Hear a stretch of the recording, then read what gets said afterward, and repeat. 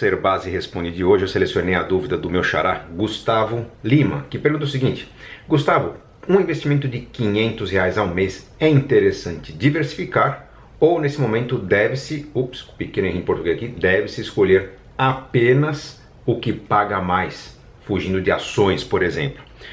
Gustavo, é o seguinte, diversificar ou não? Você está falando de R$ 500 por mês.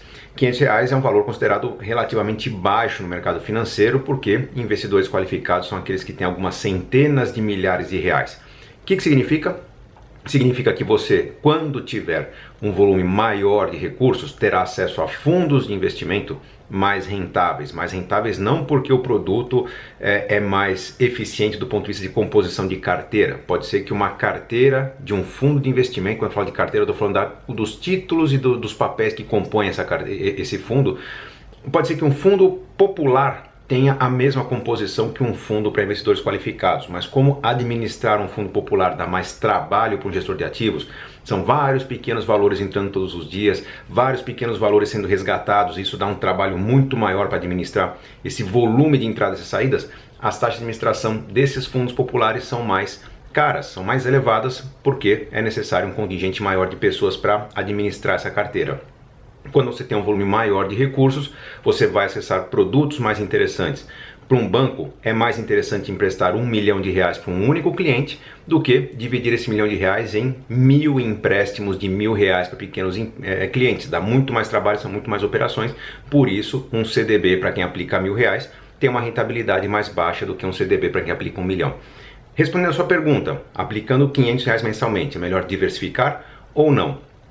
Num primeiro momento, Gustavo e todos os que estão começando a investir, deve-se concentrar, colocar todos os ovos numa cesta só, porque normalmente os produtos indicados para iniciantes são produtos mais conservadores.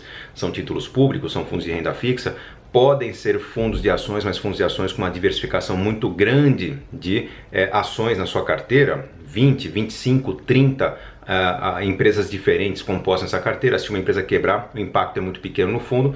Então, por isso, você deve concentrar. Por quê? Porque quando você chegar num volume maior de recursos, você perceberá que esse volume maior de recursos estará com desempenho melhor num outro fundo que tem uma taxa de administração barata, num outro banco que remunera melhor quem entrega um volume maior para sua administração, e aí você migrará o seu capital de um fundo mais caro, de um CDB menos eficiente, para um fundo mais barato ou um CDB mais rentável.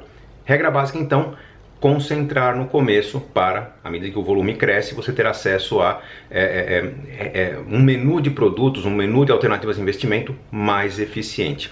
Diversificar, não colocar todos os ovos numa cesta só, é algo que você vai pensar a partir de R$ 50 mil de reserva, talvez até um pouco mais, acima de 100 mil, porque os produtos mais conservadores são produtos que têm um nível de risco muito mais baixo, e aí não se considera a regra de colocar todos os ovos em diferentes cestas, ou evitar colocar todos numa cesta só, porque você estará numa alternativa normalmente segura, mesmo que seja um fundo de ações. E aí, falando de renda fixa, normalmente esse debate aqui no Ser Base Responde tirar da poupança para colocar num CDB ou títulos públicos. Para as ações é a mesma coisa.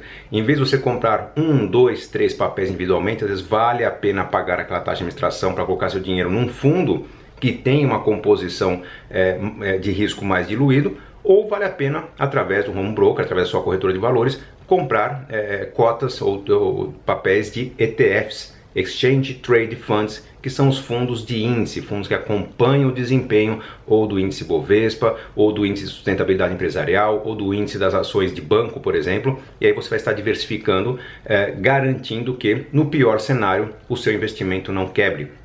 Vamos falar um pouco mais para frente, em outro Ser Base Responde sobre ETFs, mas é importante chamar a atenção que existem produtos mais conservadores que blindam a sua carteira contra o risco de perda total. Espero ter esclarecido, Gustavo. A todos que estão começando, concentrar para ganhar força e lá na frente diversificar é a regra. Sucesso e bons investimentos a todos.